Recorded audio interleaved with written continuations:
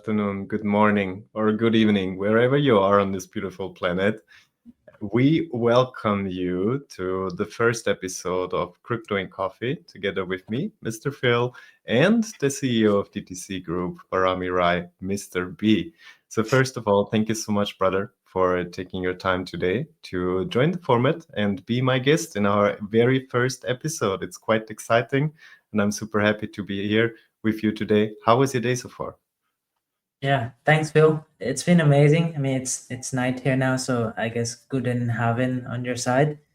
But very excited, like you said. We're now gearing up our official. I would say it's episode zero because it's just us. But hey, episode one, we're live streaming across all the socials, and we're kicking this off virtually. But like we planned, we're gonna have in-person sessions with amazing friends and partners soon. So yeah, thank you everyone for joining in, and we have our lovely Phil as a host here. He's also the CVDO at DTC Group. So very excited for you guys to be here and just to see, like the episode is called "Why We Built This," why we started crypto and coffee. It's something very fresh and new.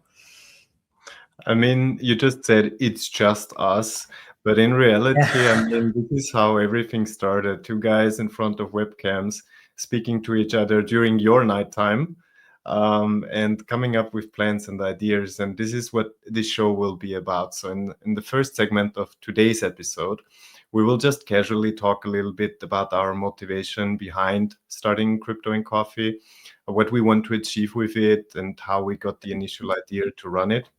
And later in the show, then I'm also going to do a little interview with Mr. B today, so you can learn about his personal journey, where he's coming from, what he's passionate about, his big wins and his big losses along the way. And yeah, we hope that we can give you some great insights. So let me start a little bit with how we initially had the idea of running this format and what our motivation behind it is. When I don't know how it was for you, but when I first started to educate myself more and more about smaller project, mid-cap projects, altcoins, when I moved away from just being interested in Bitcoin, I found a lot of social media channels and they regularly had guests and they interviewed them in a live setting. And back in the days, this was quite common. This was very appreciated by the community. And personally, I enjoyed it a lot. I spent hours and hours in live streams, in Telegram groups. I think there was not even Twitter Spaces back then. It came much later. But I really enjoyed learning firsthand from founders about their business, but especially interested, I was always about their story, about what brought them to the point that they were able to build something in this industry. And this is the reason why we wanted to start something similar. In Crypto and Coffee, we will more introduce you personas over projects. It's not necessarily tech heavy. It's more focused on the individuals behind these projects. Obviously, now and then we will also have a little bit more of a tech talk, but since I'm not the most technical person, we won't go too far into the tech and we will more stay on the surface, talk about journeys of people, talk about motivations of people. And this is my personal reason why we wanted to start a format. Obviously, we can produce great content. We will upload it on different kind of streaming sites. You can join us live if you want to see the uncut version, and we will also produce some shorts that we spread on social media. But the main goal is to introduce people to you that you might not have the opportunity to speak with on a daily basis. You might have the opportunity to speak to them at some expos or you join some online panel, but your time most likely with them will be very limited. And we want to give these people a stage so they can reach a broader audience and at the same time give you the opportunity to be live at the action, learn from them, learn with them, and also give input. I mean, you can write comments anytime. We will see them as well in the live stream. Maybe we will even take some of your comments and implement it into the show. But Why is it crypto and coffee? Why the coffee is what people asked me when I told them about this initial idea. And there is a very easy reasoning behind. I mean, don't you know these situations in your life where you just sit down with good friends and you enjoy a coffee and you go through topics and the conversation is just so natural and the flow is just so easy? And this is what we want to replicate here. And this is why we both brought our coffee cups. Also, Mr. B has Let me coffee. show mine. Gotta represent the team, right? Absolutely. Well, I'm not drinking coffee as it's late night, but still, the concept is coffee, matcha, hot tea, whatever. Everybody knows, tell them. And Yeah. so I'm having coffee. Mr. B is having tea. Is it Yeah, tea? just hot tea, Phil. Just hot tea. Yeah, We're that's gonna spill some tea as well, I guess, today. So absolutely. And yeah. this is the reason why we chose the brand. We want to have like a chilled, laid back environment. It's not just about content. It's about hanging out, having casual conversation, and go with the flow, but at the same time, present as much information as possible. Mm. Um, B, I took a lot of speaking time initially. Do you want to add up on anything that I said so far? Yeah, sure, Phil. Thank you. And I think you hit it right at the coffin, right? So, um, we've spent years building DTC. You were also with me since day one, Phil, I would say, right? We ran accelerators, launched so many events, helped so many projects scale throughout the year. And we met with so many amazing people, hundreds of founders, hundreds of partners across both Web3, Web2, Web 2.5, whatever you want to say. And yes, we did a lot of AMAs. I'm pretty much sure you have hosted over 300 plus AMAs. I mean, not including so many more, right? So I think the number is much higher, but I think we are also at the point where now, as a creator market, right, you see a lot of changes in, especially in Web3, a lot more quality, right, over quantity, and we're seeing amazing shows out there, and it also inspired us, our whole team, to do something different. If we're already investing so much resources, time towards doing the AMAs, talking with amazing founders in private, over coffee, right, over a cup of coffee, or sometime the cigar nights, and it's just a symbol. It's just, for me, it kind of resonates to smoking cigar, right? We usually do the event lounge. It's just a very quality time that you sit down with another individual person, team, that you really want to spend some time knowing each other, discuss things, and just figure things out together. So I think this is why we came up with the crypto and coffee. Obviously, we're in Web3, so that's hence the crypto. But we're not gonna definitely just stop at crypto alone. We're gonna go to the fintech and the tech areas, AI, and many more. But always there has to be a kind of source of crypto, Web3, blockchain incorporated. 'Cause that's our home base. And yeah, I'm very excited with many guests we have prepared in line, right, Phil? You know it. I think we already have like 20-30 guests in the pipeline. We look forward to do this every single week, hopefully more, but that's where we're starting. And we actually have already built a in real life podcast studio, that's gonna be live soon in Bangkok here. And we've planned a lot of sessions across different conferences happening soon in Bali, in Bangkok itself, Phuket, Korea, Japan, Malaysia. So I'm very much excited to scale this with the whole team. And of course, we have Phil, one of the best hosts ever in this space. I think if you guys are someone active in participating in AMAs, X Spaces, or whatever, you pretty much have heard Phil's beautiful voice sometimes. And yeah, for these sessions, I'm very excited to bring amazing guests, with 60 minutes of unfiltered conversations, founders, teams, projects, both in front and people behind the scenes, right, that you may not know that they are behind amazing platform tools, products, and just to explore, and build real impact, share values across these sessions we do.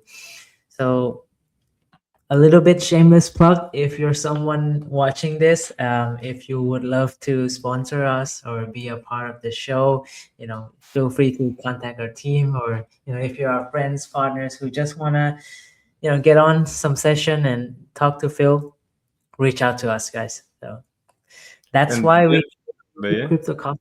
Yeah. sorry to jump in here, but and definitely, as always, even if we Mm. talk about investments, even if we talk about business here, crypto and coffee is not financial advice. And you always do your own research before doing any investments. If you're overwhelmed with investment decisions, then get somebody that is legally able to give you advice, and then find the best possible way for you forward. This should be considered entertainment, Mm. and obviously we try to also educate and bring a lot of information to the table, but definitely not investment advice. I just wanted to make this one clear because I might forget later. Sorry 100%. to Yeah. jump in there, but I think it was quite No, fitting. no, you're So correct, Phil. you got our motivation. We want to be Mm. a platform for people to join, to have conversation about relevant topics, share about their personal journey, about their business, and about where they want to go next.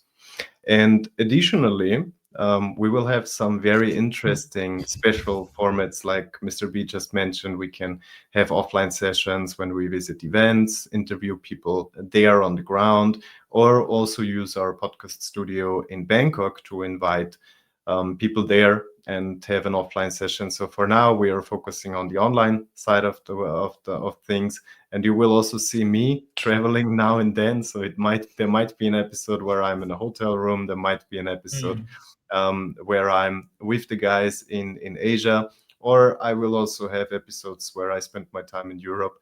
But this shouldn't change the quality, because we're well prepared. We have setups everywhere installed, and we want to bring to you the best possible quality with the best possible people.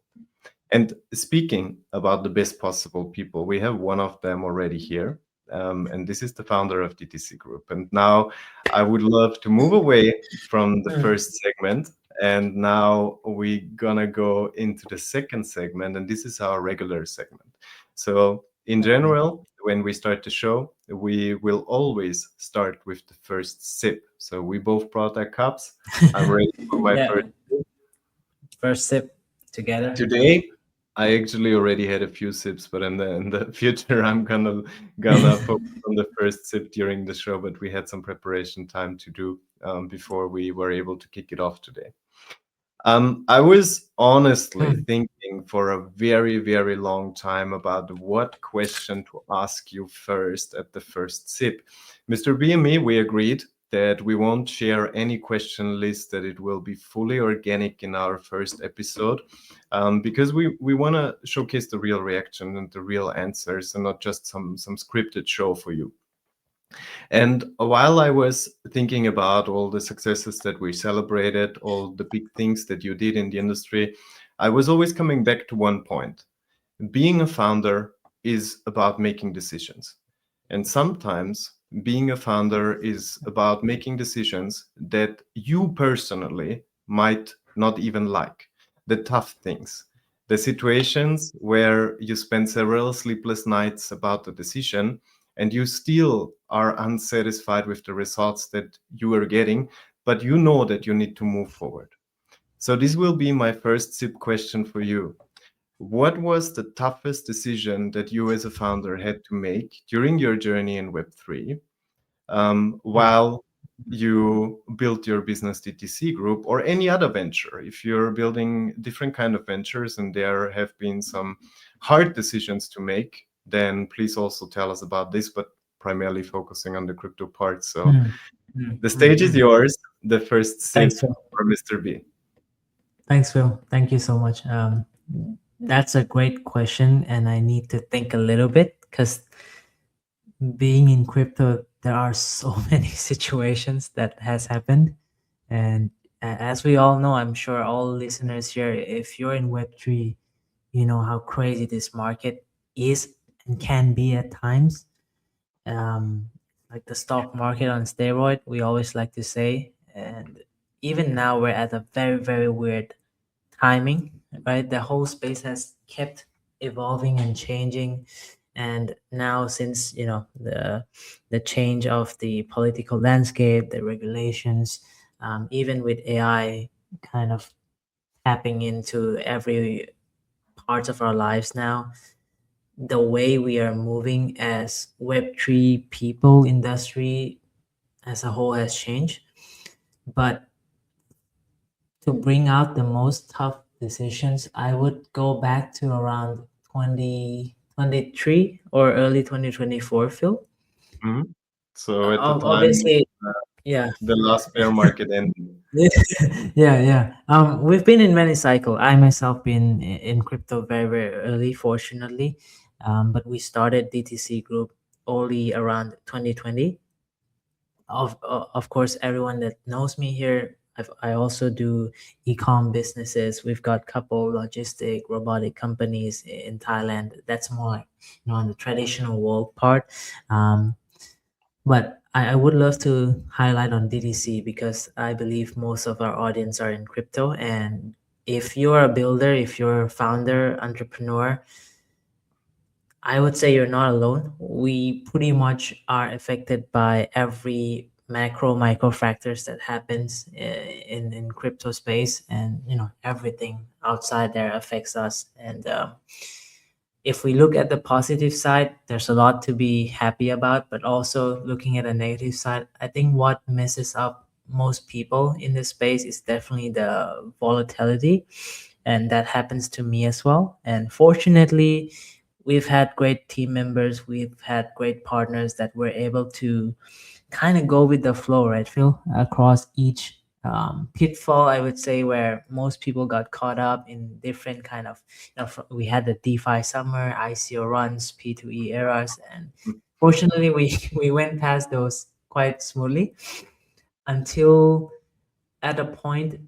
I think these are the things no one has known. I've never told anywhere outside publicly, but outside of all the glitter, glamorous, view picture people see from outside view, we've had some tough decisions internally. For me, especially founding a company, especially in Web3, very young, 2020, and how much of a scale we've had in the past 5 years. It's like 50 to 100x growth every single year, on top, on top, on top. It kind of messes your mental up a little bit in terms of course, it gives you this superpower of, yeah, you can achieve everything, and it kind of messes up your thinking and strategic plans that you normally implement when running an actual traditional companies. So the one of the biggest mistake would have been scaling too fast. But more than scaling too fast, I would say scaling without proper consideration of the whole market and where it is going. And it was quite obvious for us, right, Phil? We had our research team and many great friends. We knew the how the regulations gonna hit. We knew how the market, liquidity gonna be kind of transferred into different areas. But that was sort of me as a founder and having sort of this ego that you have to go through, kind of Mhm. stick its tongue in and saying, yeah, scale more, and add more team, get more new locations, invest more here, and double down everything there. Don't have any kind of security or treasury backed up, right? No need for plan B. It's gonna work out always. And it's nice to be positively delusional. It's something that I also love, but always you gotta see and have a wider frame and view things from different perspectives. So for me, I think that was like the most difficult time making decisions to um, lay off things that we couldn't take forward, especially some team members, for example, scaling the team down. tightening, the belt up. And I think this is something people are still facing in many founders right now, especially the liquidity in the whole space is quite dry. And but looking at the positive side, it's just how the market is, and it's just the evolvement of the whole space. I mean, we are where we always discussed where crypto would be. It just came too fast for me. I think that's what's happening. So as a founder, that was a tough decision to do, especially when you have this ego big size of a balloon. So you have to really kind of sit down, reflect on yourself, and then reposition. But then we did go over it quite fast too, Phil. Right? We had this adaptability on our side, and like we always say in Thailand, we say the strongest creature in the planet is cockroaches because they've been here since dinosaur era, and the trait they have is adapting. So for crypto people, I'm sure we all know how to adapt. We follow wherever the scent is, and we stay true to the core. And for us, that's just providing the best support ecosystem to founders, to projects, helping them to scale, bringing the best curated events out there, and incubating, accelerating amazing projects, products, and now running amazing show with you, Phil. So a little bit long take, but I had to kind of think Yeah. through what the listeners could relate, and I think many founders out there can relate to this. Since we do a lot of roundtables offline in real life, Phil, we do meets up every month. You also know, so this is the conversation I had with a lot of people, right? Yeah, and this is actually a topic that is quite prominent in the market right now. I mean, everybody that is listening to us right now might know that Bitcoin is struggling for the past few months. We are seeing lower lows. And actually, I think it was yesterday that I read a quick article about a conference that was in France the other day. And the person writing the article mentioned several times that a lot of unemployment is currently happening in the crypto industry. A lot of companies, they cut down on the team, they try to stay alive, just like the cockroaches that you mentioned. I really like that reference. And Yeah. we should also always keep in mind, I mean, 2020, it's been 6 years since then, but you're a super young founder. So making these decisions at ages in your early 20s is quite tough. I mean, these are things that grown men in their 40s and 50s, they can be struggling with, especially if they're as close to their team as you are. But at the same time, making these decisions in your early 20s is just crazy. So thank you so much Thanks, Phil. sharing this with us. And I actually was quite sure that you're going to answer that question in that way, because I Thanks, know Phil. that you're very close to your team, and that after a lot of growth, the market will always teach you that there is not just upside, there is also downside. And you as a business owner, you need to react on it. If you want to save your ship, then you also need to make hard Yeah. decisions. So thank you very much for answering that first Th- SIP Thanks, Phil. question. Yeah, I think Um, I want to give a little bit add on because mhm. I do want to. I have some mentees and they do ask me, especially for people who are so empathic type like me, and how much close you usually get to people. Uh, Going back, the main issue for me was just scaling without properly planning, right? Phil, that I said, and just going with the flow, just seeing everything as being very positive and forgetting all the fundamentals, the foundations that actually got us there, right? If we're playing a chess, it's just planning it and just following the plan. And whenever we, let's say, have a incorrect move, we go to the plan where we initially had, how we would back down. But that was a thing I believe crypto kind of messes you up a little bit, right? It kind of gets you going every day with all the meme coins and everything launching, and the internet kind of distorts a lot of the reality. You see people sharing these wins and wins and wins on top every single day, and those aren't real, but it messes you up, especially for people who are building and are very young. You think that you can achieve everything in 3 months, 6 months, and you have to do that. If you're not, you're going behind. But most of the young kids I also meet, they're already in like the brackets of top 10% in the world, if you just see from the success achievement. So I think sometimes the space really kind of messes with the way you see reality, and that is a big lesson for pretty much everyone in the space, to be honest. And yeah, Yeah, I think yeah. fully relate to it. I mean, when I first started to look into like smaller altcoins, mid-cap projects, you had a few projects launching a week and people were waiting for it. But then the madness happened, then the bull market happened, and more projects were flooding into the markets. More and more businesses have been built, more and more money was made and lost. And at one point, I completely agree with you. You lose track for it. You get Mm, overwhelmed by the amount of events that are happening in just a single day, and then you go to bed, you open up your eyes in the morning again, and the whole thing starts again. And it didn't even wait for you. I mean, while you're asleep, crypto is not asleep. It continues going. mm, And this is a very challenging industry for builders.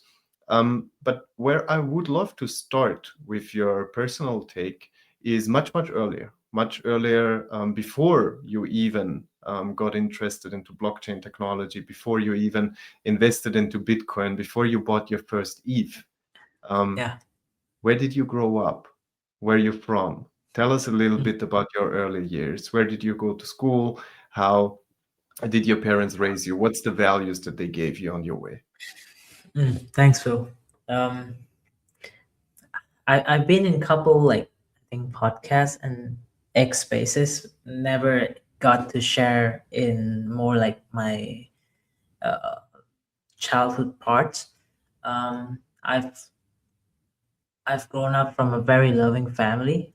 Uh, That's good to hear. my dad is from Nepal and my mom is from Thai. So born and raised in Phuket. Um, always seen them working hard, seen the entrepreneurship in them, and that's what gave me the seeds of running businesses, becoming entrepreneur myself. Never had a thought of working somewhere or for someone. And I've seen them from, if it's a graph, it's like a wave up and down. And they were very young. They had me very young. I think they had me when they were like 18 or 19. So Wow. it was like I was growing up with them, and I saw their lowest, their highest, saw their struggles, their wins, and that's how kind of built the root within me of just life overall. Um, and a lot of the things that you didn't understand, you grow up and understand. It was also their first time being parent, and they pretty much didn't know shit like like us as well, right? And fast forward, I would say during hmm, I don't have much memories usually, so Yeah, I'm I trying to mean, pull them up. Yeah, early yeah, childhood is a tough one. yeah, yeah. Um, Let me jump in here quick. So basically, your parents also have been entrepreneurs. They ran a Yeah, business. yeah, Did they run it yeah. together or Yeah, separate? yeah, definitely together.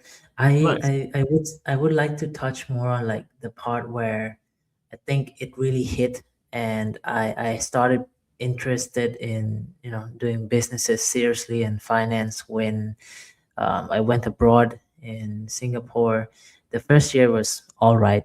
The second year was where um, in Thailand, I think the economy was down as well, and that was when I really felt that we're having some serious issues now. I was always considerated for my family, finance. I never asked for anything. But they did a very good job of Mm-hmm. making it seem like everything is always okay, right? They didn't spoil me or my sister, but they were great parents, and they rooted a lot of great things inside within me about how you can become anything you want, you can achieve anything in life you want, and there was never barriers of what you couldn't do. It's all mental, and as long as you believe, that you can do it, you can actually make it happen. But definitely, I see their struggles, right? They didn't have the easiest upbringing, and the second year of my university in Singapore, that was the toughest time I had as a teenager. I think that was when I started noticing my parents couldn't pay the rent for the rooms Oh anymore, wow. and Okay. then I started finding part-time jobs, which, it's definitely not legal. I can say it now. Back then, it wasn't legal for for abroad kids to work. I found a very good uh, uh, Japanese restaurant owner. I still remember his name, and he took me in, and that was how I kind of made $10 an hour. Finished school, went there, worked my ass off, and came back. Still couldn't cover enough for the room. And then had couple side hustles. I did like a sneaker reselling. I found Coca-Cola collectibles.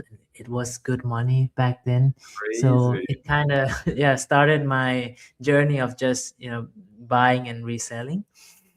From then on, Phil, yeah, I would say this I is kind of exactly the reason why we're doing this show, because I yeah mean you're now describing to us your early years, your teenager yeah years where you've been hustling in a restaurant just to help out your parents. And who would have guessed that? Who mm, that mm, sees mm. you today at events, at gatherings, speaking on stage in panels? Who would have guessed that this guy actually at one point dropped at the restaurant? Mm. It's easy to see people with success and kind of be in the mindset of yeah, he got blessed by life. He had parents that been successful before. They had all the money in the world. But if you look behind the facade, a lot of times it looks completely different. And a lot Yes, of Phil. self-made people are, especially in our industry, because if you ran a business in a successful business in Web3, you definitely didn't get it gifted by your parents. The time that Mm. our industry is relevant is just so short. So you should definitely be a self-made man. And thank you so much for sharing also with us the story of your early years in Singapore. Mm. Did Mm. Mm. say you did 100%, go Phil. to school there, so you were there for school purposes, university Yeah, purposes. yeah, and it was a fast track, so I kind of graduated within 2 years. Actually, I Wow, just went back there a couple months ago to get my certificates, because after that it was COVID right away, I believe, and everything was shut down. And yeah, just recently I got my certificates after like 7 8 years. But crazy. that was also around the time that I went back home, and actually I started learning about crypto then. My dad, he's always the one I share everywhere that my dad's the one who pulled me into crypto, because he actually helped me open the account, and I saw him and group of friends getting Bitcoin, talking about it. Fast forward, they kind of traded it all for a very big scam coin, called started with F. So that happened, but it was obvious because we didn't understand what Bitcoin was back then. We just went with the hype and the small trend, and from then on we actually start going in deep, and start stacking back up again, start investing in it. We went down the rabbit hole, we took the orange pill, and voila, now we're just stacking every um, opportunities we can with Bitcoin, investing back again. He started to show me DeFi stuff. Downloaded MetaMask, got into ICOs. Um, I think it was CoinList, right? The early ICO website. Um, he The got good into days. BNB ICO as well. We started trading meme coin, and that was the beginning of everything. So fast forward, I saw opportunities, made some network connections with friends, and started the agency, DTC Group at the very start, and then we just scaled from there, Phil. So it was a fun story, and for me, everything I have today is definitely because of my parents. I'm very grateful for them, and I don't kind of have anything to say but just much love and thankful for them for giving me a lot of great things that helped set my foundation up. And those years that was tough for me, looking back, it was one of the very important years that helped shapes me to become who I am. So for all the young entrepreneurs, you have to work hard. We see a lot of crazy, lucky stories in crypto, but you gotta work hard. Like you can't go far in life without working hard, and you need to learn it. Every single steps from the ground up. It's very important. I mean, if you're someone who just got lucky or got a lot of support, it's good for you, but definitely you need to build a very strong foundation, and it starts from home. And then that's why I'm also here today, Phil. I mean, being lucky is not a strategy. And Mm, I saw a lot of people win heavily in the market, win crazy amounts in the market. But a lot of them, they also got rid of these assets in a very short period of time. Because, as I said, being lucky is not a strategy. Being lucky is no. not something that you can build your future on. But thank you very much for sharing with us your journey. And you moved a little bit too fast, actually, because I want Yeah. to ask you exactly how you then finally found the orange pill, because from working at a restaurant in Singapore to being the founder of a Web3 business, I guess there was some steps in between. So you already mentioned that your father was a driving force Yeah. behind getting involved with crypto. And this is also quite unique. I think you're one of a few people who could say that their father was the one that introduced them to MetaMask. I guess most of the time it's the other way around. Yeah. Yeah. For me and my father, it was that way, and he's still overwhelmed up to this day with just very basic things on exchanges or like keeping his wallets clean. But yeah, it's nice to see that father and son both fell in love with an industry. And you also mentioned that you got involved with your first big scam. This is something that we saw over and over, and it's still ongoing. So I still consider crypto the Wild West. We see a lot of regulations recently, and we see a lot more clarity in the market. That is definitely Mm, good for our long-term growth, and it was needed. But at the same time, it was fun to gamble, because it's nothing other than gambling. If you invest with a strategy into Bitcoin, I would consider this investing. But if you're buying meme coins, if you're buying low cap projects, this is a pure gamble. You can go to the next slot machine, put your money in, and you will get the same result. Sometimes you win, most of the times you lose. mm, mm, So you mm, lost. We basically heard from you that you lost, you invested into a scam, and then got involved with the meme coin community. And when was the time that you made the decision, okay, I want to be a founder, I want to run my own business in this industry? And how did you start? Like, what have been the first steps that you mm. took? What's needed to Um, do something from scratch?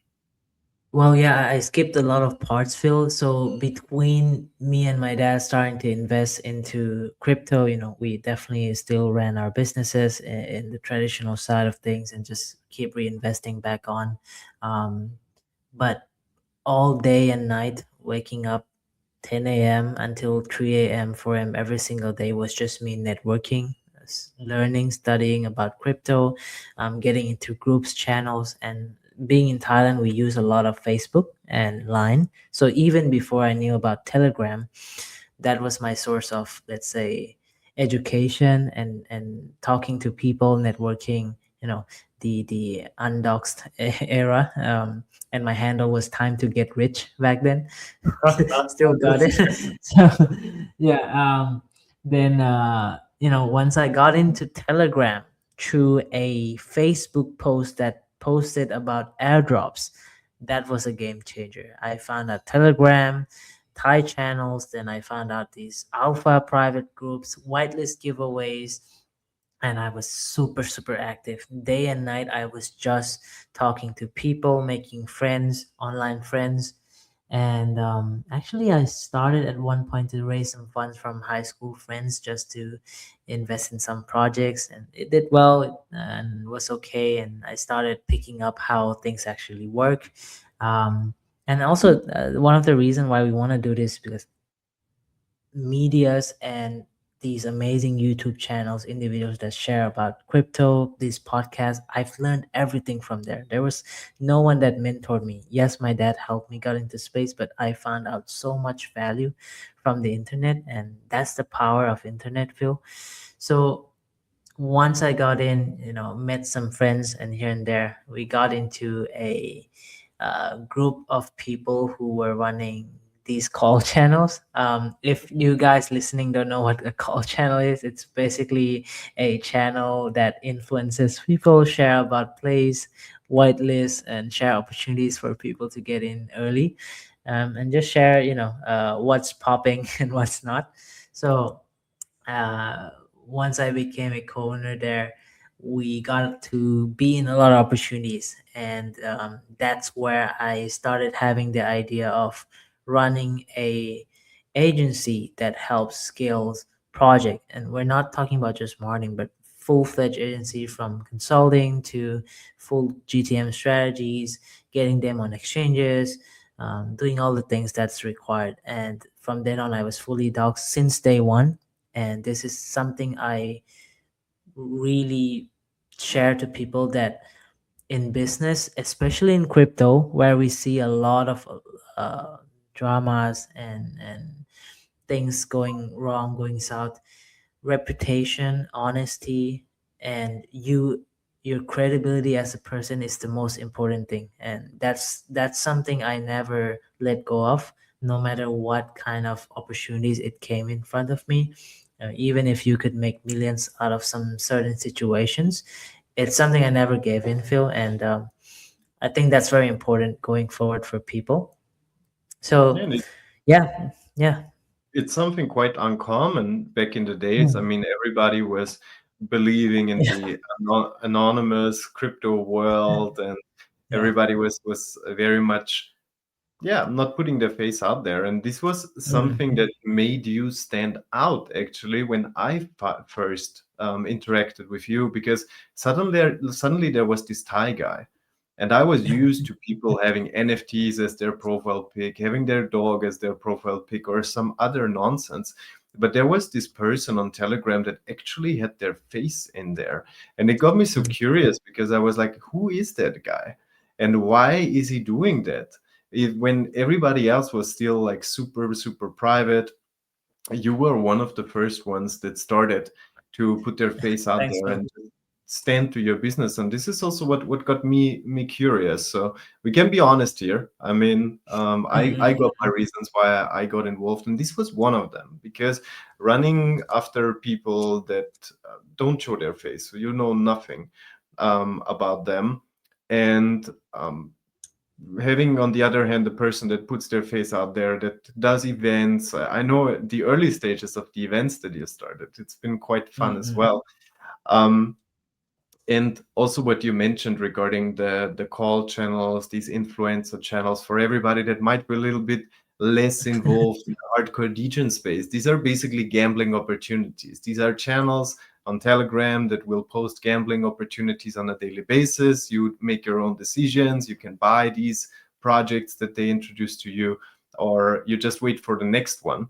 And these have been quite crazy at times. I think it was like 2020 till 2023, 2024, something like this, where these channels performed like crazy. And also the yes. whitelist that you mentioned. I Yeah. mean, you bring up these topics, it kind of gets me nostalgic, because I can't remember the last whitelist opportunity that was a real opportunity in the last few years. Like, if you got a whitelist in 2022, in 2023, you were basically printing money. I Mm, had so many projects where I was like desperate to get a whitelist, because I knew if I make it in there, if I can be one of the early investors, I'm gonna at least 5x my money. In the best case, I'm gonna 20x my money. And these opportunities have been quite rare back then. So people were fighting for it. In the recent mm, years, what we experience is more like a oversaturated market by small cap projects, where volume splits a lot between different kind of projects, and it's very tough for founders to get volume to their project, to keep it alive, the lifespan of these projects decreased by a lot. And this is also the reason why I personally am not that interested anymore into this low cap, mid cap space, because everything got too fast. There is too much noise, Yeah. too much distraction. But the time that Mr. B just presented, it was amazing. It was crazy. And you were just hunting for opportunities on a daily basis. You were Yeah. nonstop to people on Telegram. And it was just so fun. It always reminded me a little bit on a video game, and it felt unreal to do this on a daily basis and making money with it. So thank you for also introducing us to your early steps. So you became a co-owner in a call channel. You had that first vision of building a marketing business and helping projects out and scaling them.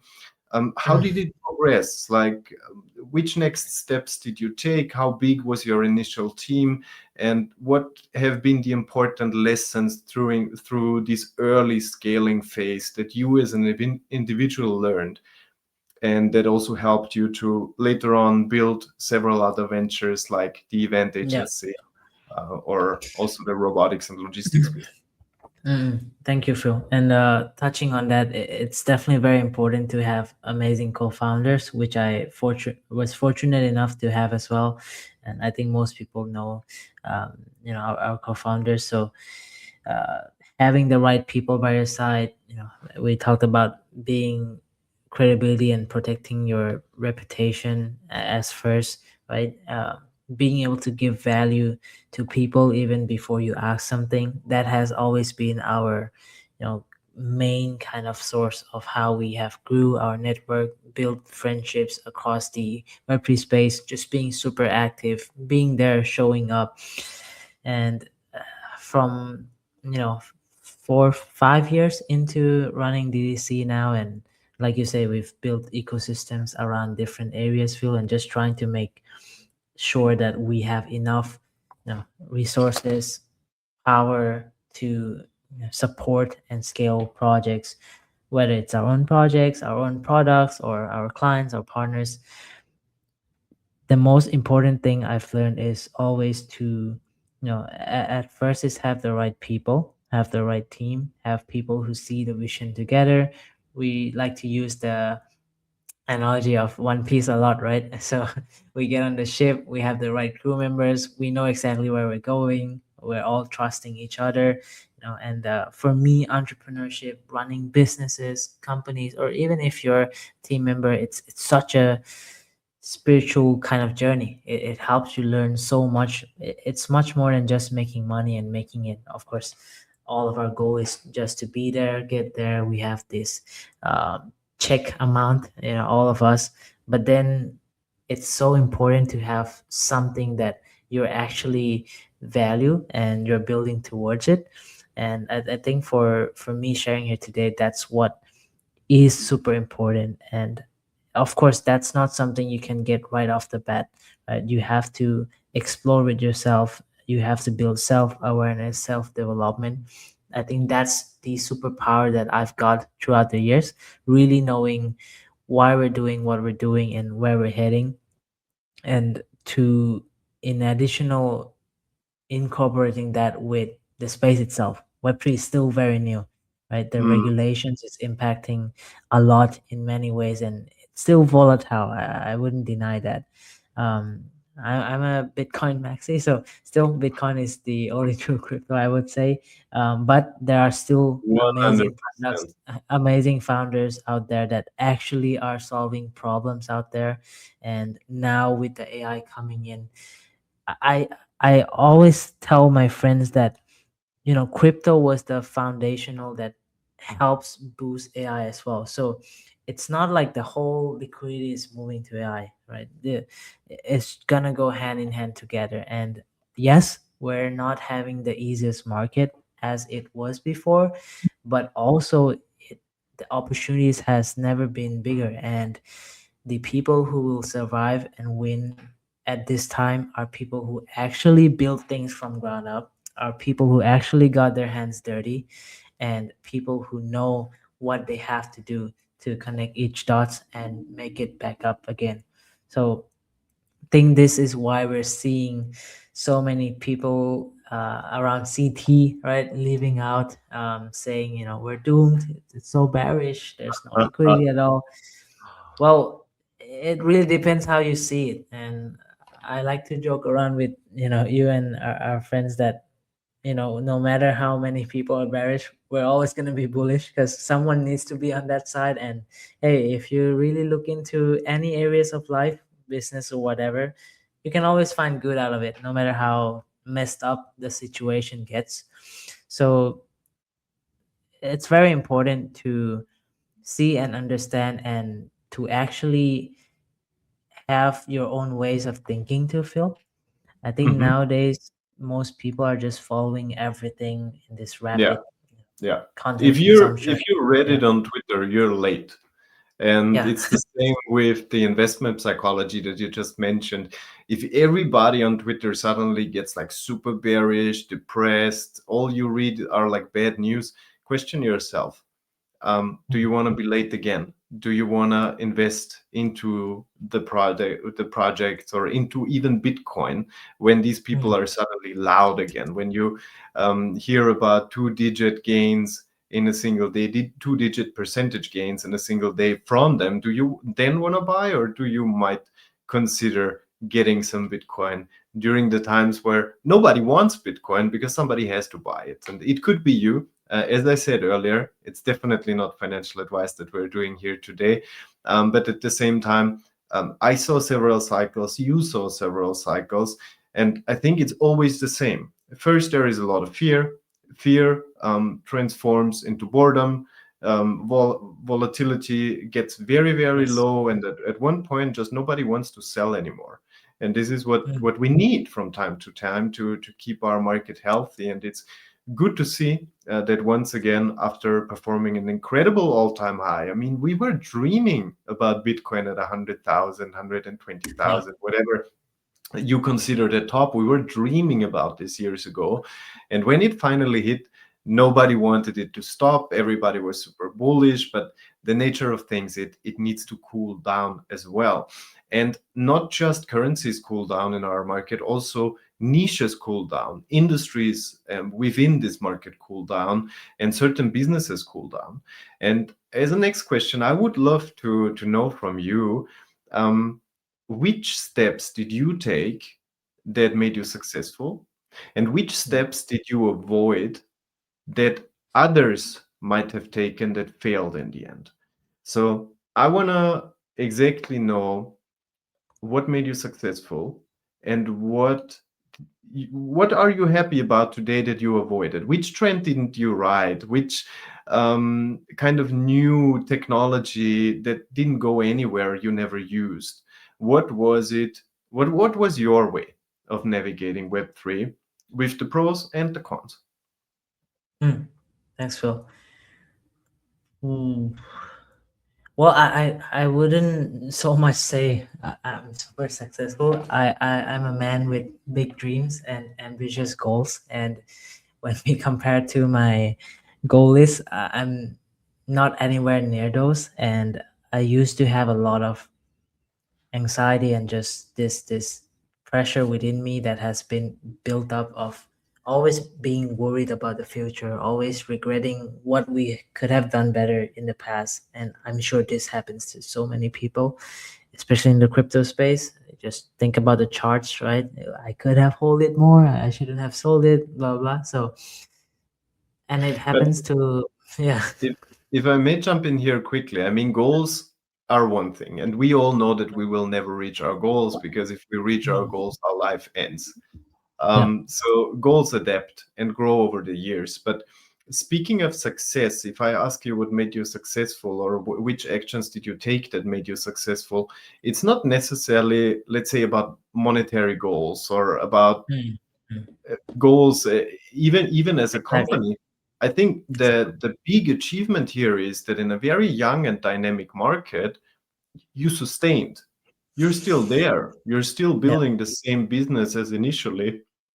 You had to adapt, you had to grow the team, cut the team down Mm. again, find new arms in the company to make it sustainable, but you're still there. And this is Mm. something that a lot of people overlook, because most of the businesses in our industry, they are out of the market within weeks or months, sometimes even days, and there is Mm. no real customer. But you manage to build something that is still there. And maybe this clarifies the question a little bit more. What Yeah, did yeah. you do so that you didn't disappear? What made you stick? What's the secret recipe of just being there for years? Yeah, sure, sure. Thank you. I definitely was just touching on the fact how, I really want to send my message off to many, similar individuals, people who are just building, founders, entrepreneurs, that what kept me from not going insane or not having this blood pressure all over my brain would be coming back to the present, being really conscious of why are you playing this game. Right? There should be a reason that you're in it, not just for the money. Of course, money is amazing. It buys you freedom. It's a tool to let you, increase your quality of life, help others, help your loved ones, scale everything up. But in a sense, we've heard it much enough. Money doesn't buy happiness, but you need some sort of value to keep pushing you forward. And for me, personally, that was just understanding why I even started from the start and why we're here. And like you mentioned, Phil, we're not going anywhere, and we're just always focused on bettering ourselves.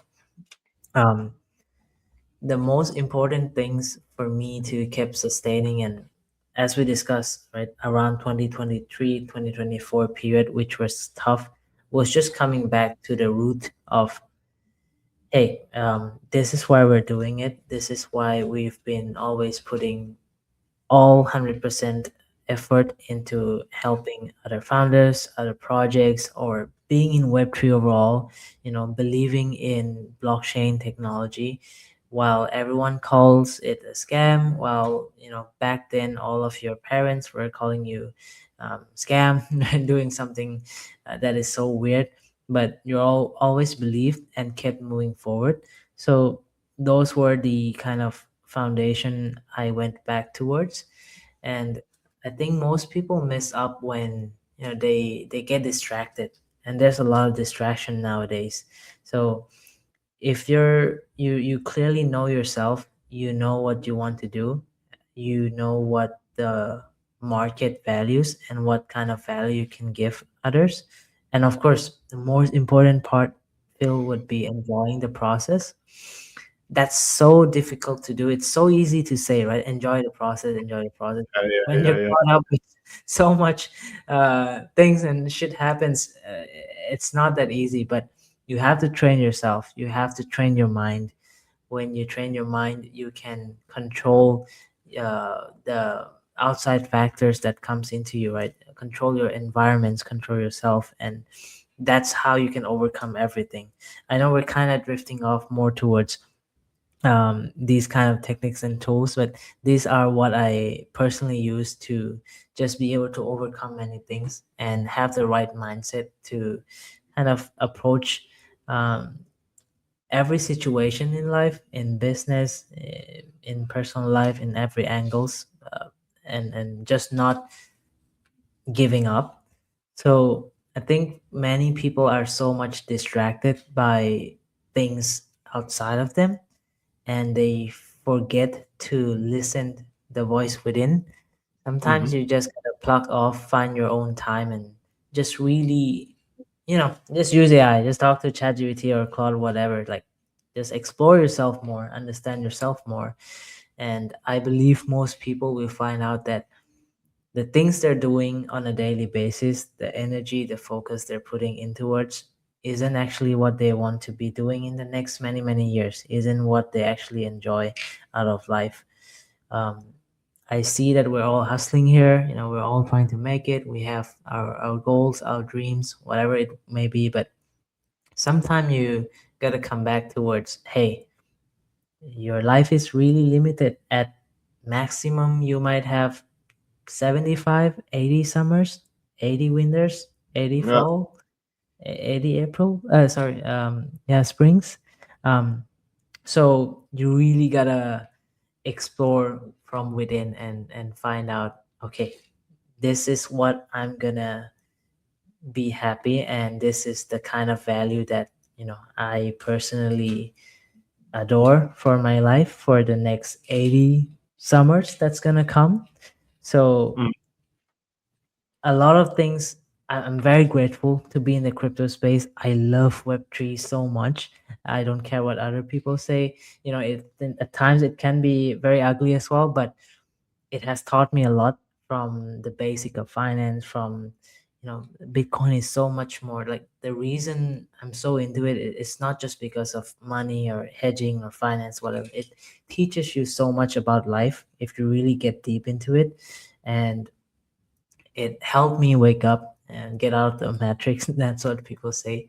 So for me, these are like the core foundation feel that I would say for people to really be able to pick themselves up wherever they may be. If they're just starting off, if they're building something, if they're already successful, if they just fall back down, it's just going back to exploring yourself from within.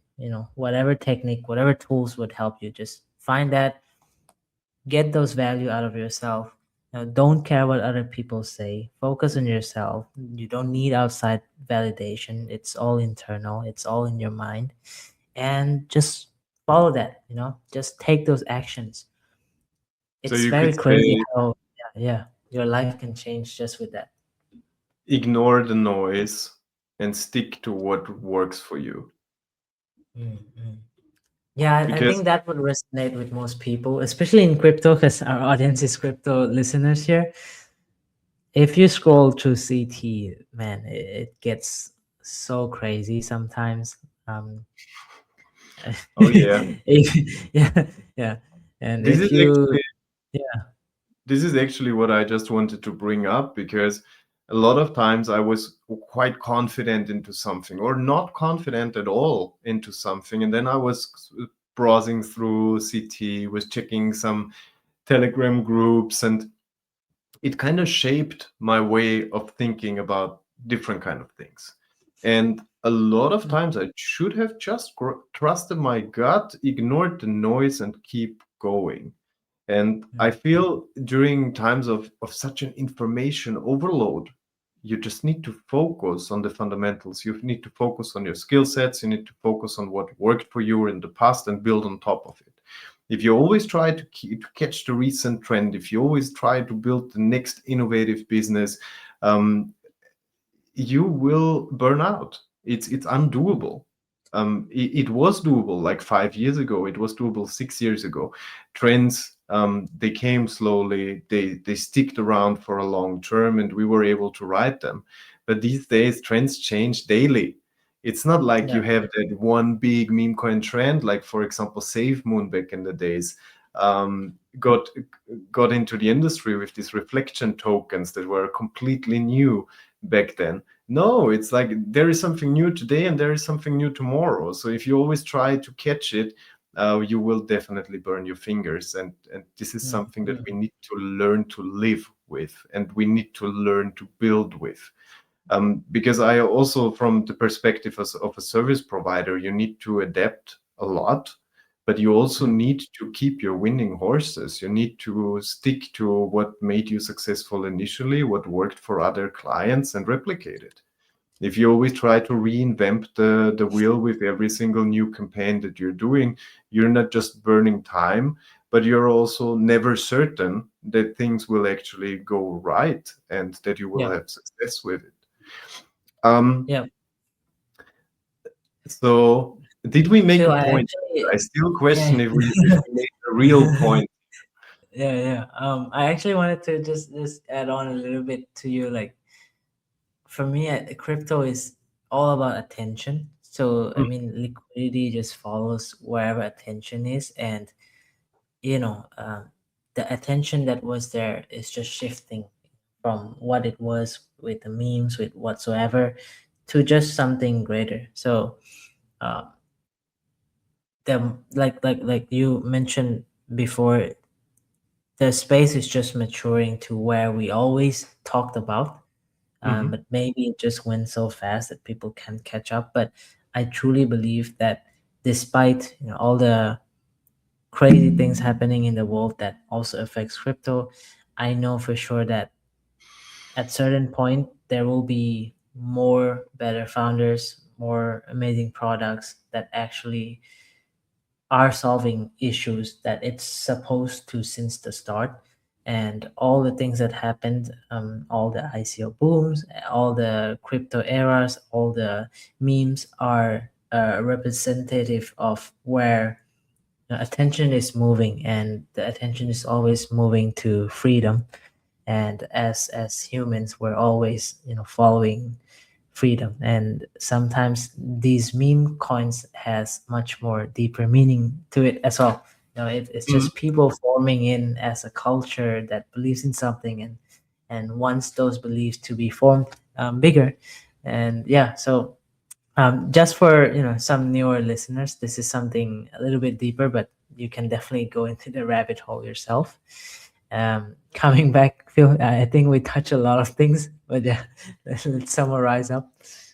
I mean, also jumping in at what you just said, Yeah. you just need to look at brands like Pudgy. Mm, I mean, mm, they mm, had a crazy run, but at the same time, they also made it bigger than a meme coin at one point, because um, I think the reality in meme coin trenches at this time in crypto is very bad, and I don't mhm, advise anybody to even be a tourist there. Because if you're not a seasoned meme coin trader that spent the last 6, 7, 8, 9 years trying to find the perfect opportunities in this crypto market, then you will get burned. mm, The times might come again. The times of meme coins will come back. But for now, I think it's a lot about infrastructure. It's a lot about making businesses work, and finally also find customers for our mm, business. Last question that I wanted to ask you about your early days, about how you started the business. Um, how did you get your very first customer ever? How did mm. you onboard them? How did it go? How did you feel when you made money the first time just by fruits of your hard work in Web3? Oh, it was amazing. The first money I made was exactly 2 BNB. That was during between being invited to co-own manage a call channel and just DMing every single day more than 100 founders projects through Telegram, and pitching them the idea of doing marketing and strategies outside Telegram and Twitter into other form of socials, especially in Asia, TikTok, YouTube, Line, and bringing in these fresh new lifestyle kind of influencers other than crypto KOLs alone, paired with running communities for them. But yeah, that was the first 2 BNBs, and right away I took my parents out for a very nice dinner and bought my first iPhone ever.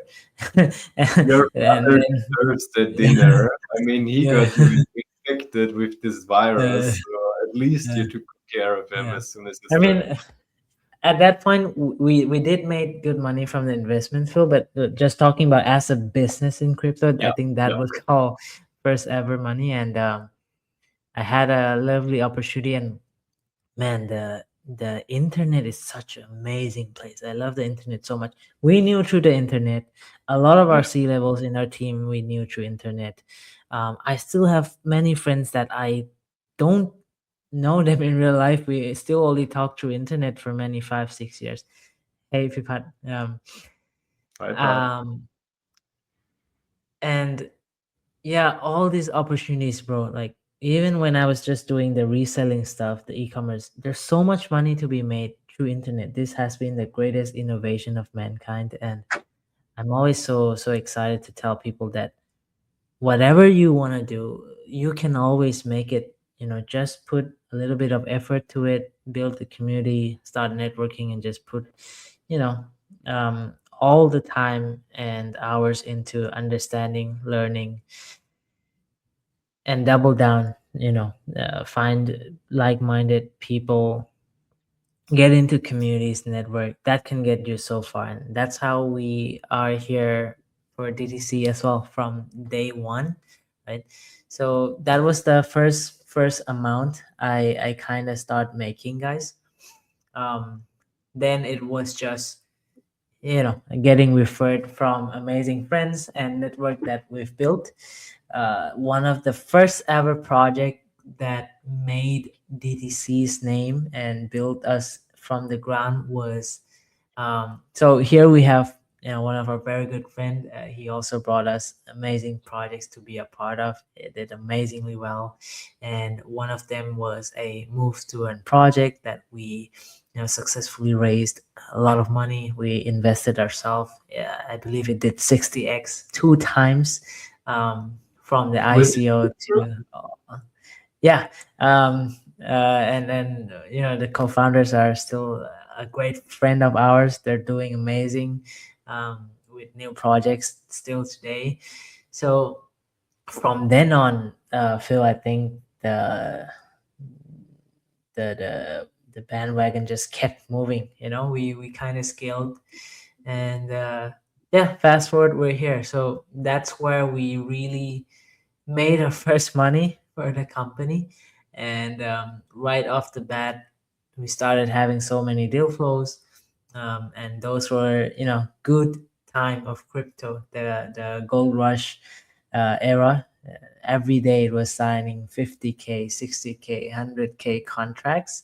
So yeah, I'm sure there's a lot of our friends listening here, whether you're a QL, a builder, founder. So I'm sure you remember those good days. Um, absolutely, at how least it wouldn't be Yeah. the first episode if we wouldn't run into some problems as well. Yeah, yeah. You Phil is just having some camera issues right now. know, my camera is off for a second, but I should be back with you in just a moment. And I mean, we had a lot of conversation today so far, anyways, already. And for me, there would be just the last tip that I need to take from my cup today, because there is not a lot left, a little bit of Phil, coffee left. can you explain people about our first sip and last sip concept again? Yes, definitely. So we want to obviously brand the show a little bit also regarding the name, and we will always have the first sip and the last sip, and these will be also later displayed within shorts. We want to create some content out of this first sip and last sip, so you can always be excited about these questions. In the future, we will invite a lot of, let's call them, famous guests, or at least well-known individuals from our industry, and I will do a deep dive into their story. I will do a deep dive into what they did so far, what they built, and what they're passionate about. And these two segments, there will be the questions that might be the most polarizing, the most entertaining, the most funny, depending on who we speak to. So keep in mind, Crypto and Coffee, it's about the first sip and it's about the last sip. The first sip gets our conversation started, and the last sip is what we still have in the cup before we close the show down. Did I Yeah. did I break it down to the point, or do you want to add to it? No, I think you did amazing, Phil. Nothing to add on. So, yeah, I think we're gonna be very excited for amazing guests we're gonna have on the show. Some most people would be very familiar with, some would be people who are more behind the scenes that has been hugely involved in a lot of growth in the space. Maybe they, weren't, in the spotlight before. So I really, really am excited to curate amazing guests for our listeners here. And yeah, thank you everyone for supporting. I think we have over 400 listeners so far for our first episode. So that's over what we expected. And yes, this is a live stream. Every episode we are aiming to live stream it, but we will also upload it, edited versions back to across our socials, Facebook, YouTube, X, LinkedIn. We will open up our Spotify and podcasts on Apple as well. So these are where you can always come back or share to your friends. And yeah, please share us any comments you have. We would love to always improve the quality of the show. If there's any certain guest you guys would love to see, or you are interested in seeing any kind of activations, activities, this would be it. All right, so definitely raw, unfiltered, since it's live. uh yeah, super excited. So thank you, Phil. I Near think we raw filter wrapped brings up me to today. the point. Trying to fix my camera right now, but it just won't let me. Good. Uh, so, as I said before, I have one question before we close today's episode, and I hope to that all the listeners enjoyed our conversation. It was very unscripted, just talking about Mm. the journey, talking about the achievements, talking about the negatives that can also come with doing business in Web3. Um, the last question that I wanted to ask, and this is also the last tip, will be a positive one. It will be the one achievement that stands out for you. What made you the most proud as a founder? Was it presenting your achievements to your parents that got you involved initially in Web? Was it building a huge team? Was it building scale? Was it scaling the company? What's the one achievement on your journey that you personally been the most proud? And I know Thai people are super humble, and you guys have a hard time of actually talking about your achievements. But please give us the unfiltered truth. What was the day where you were dancing through the streets, where you thought like, okay, I made it. I built something to last. I built something significant.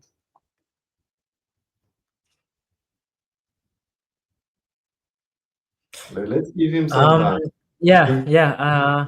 rush Phil, here. actually, yeah, actually, the most proud moments, I can break it down to one. I definitely think the first time, we started making money, we can monetize through the business, and just started working with the first 4 or 5 projects, and seeing those smile on the team we work with, the founders we helped, right? Seeing them successfully raise funds, launch their token, launch a project, build users. I think nothing can compare to that.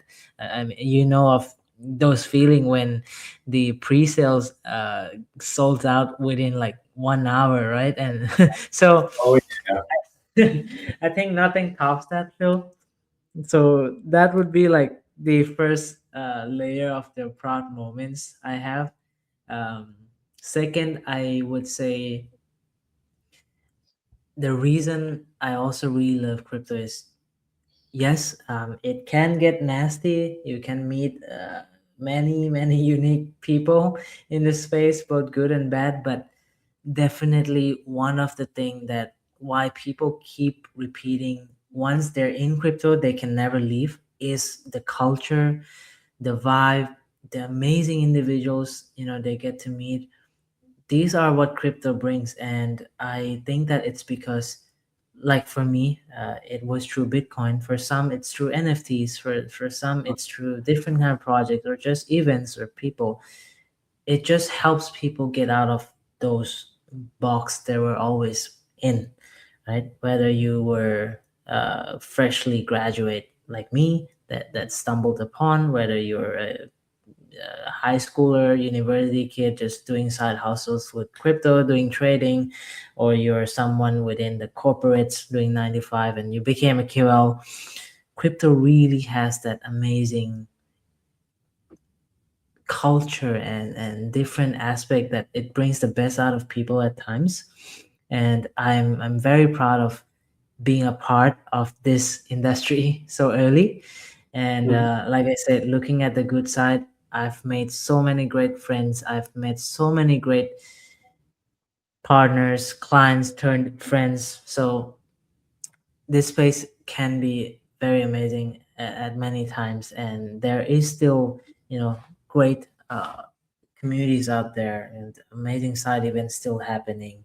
conferences that you can meet like-minded individuals, people who have the same mindset, thoughts as you, and that's something I'm very proud of. The team we've built, the network, the community we've structured from the events as well. Right now, we've got over 20,000 people in the community, super active around the world.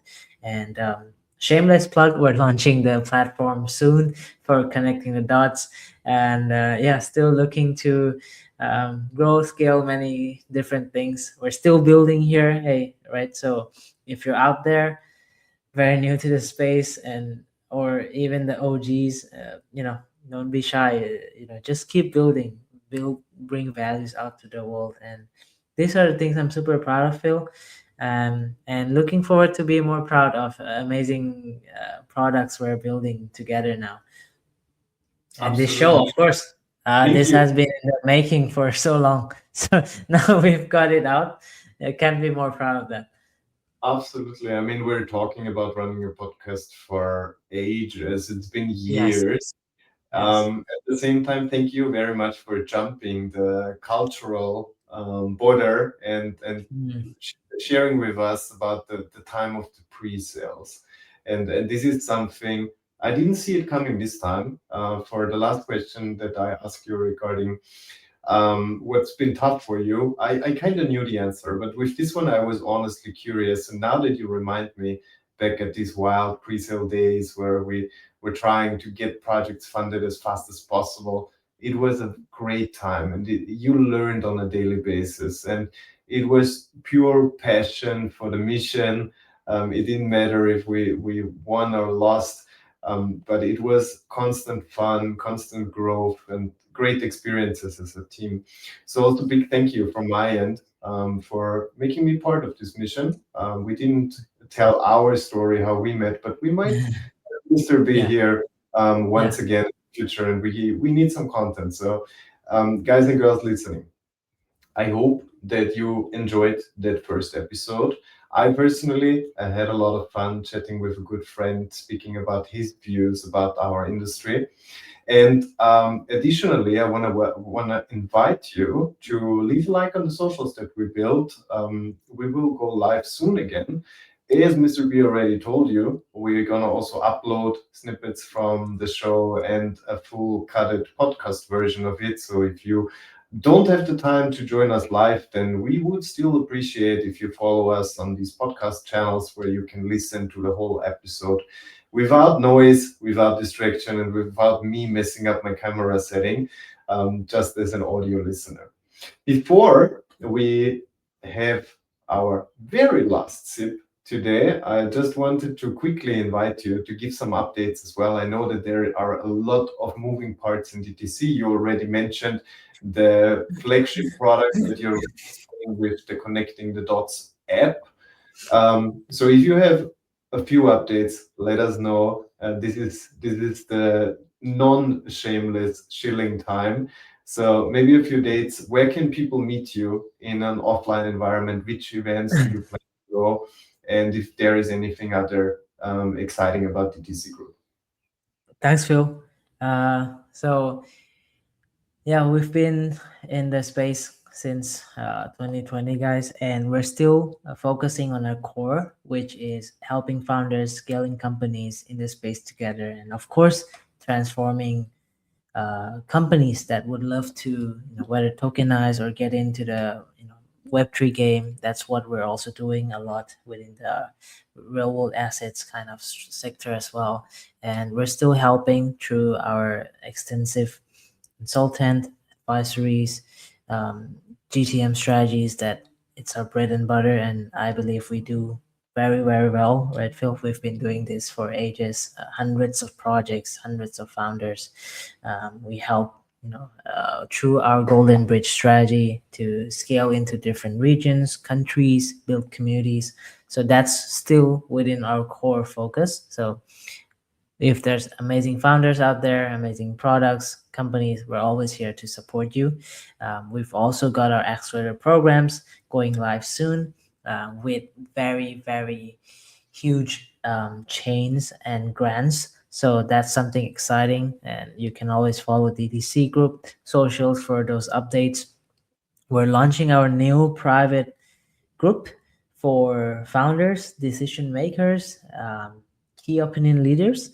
So if you are someone who meets these criteria and you are interested to be a part of our new community that's open for you, it's called the High Table Club.